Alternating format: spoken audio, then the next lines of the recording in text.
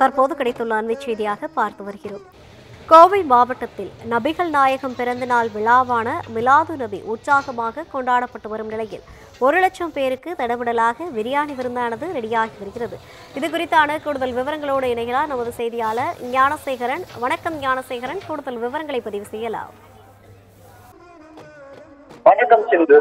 இஸ்லாமிய மக்களின் கடவுள் தூதுவராக விளங்கும் முகமது நபியின் பிறந்த நாளை மிலாது நபி பண்டிகையாக இஸ்லாமியர் மக்கள் கொண்டாடி வருகின்றனர். நேற்று முதலே பள்ளிவாசல்களில் சிறப்பு தொழுகைகள் நடைபெற்றது.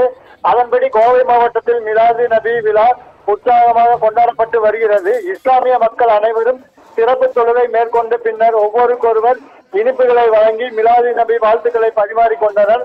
அதே சமயம் கோவை கோட்டமேடு பகுதியில் சுமார் 1,00,000 பேருக்கு பிரியாணி உணவு சமைக்கப்பட்டு 1 கிலோ ரூபாய் 1,100 ரூபாய்க்கு விற்பனை செய்யப்பட்டது. தொடர்ந்து அப்பகுதியில் அரபி பாடசாலையில் பயிலும் குழந்தைகள் நபிகள் நாயகத்தின் சிறப்புகளை நடனமாடியும் பாடல்களை பாடியும் எடுத்துரைத்தனர்.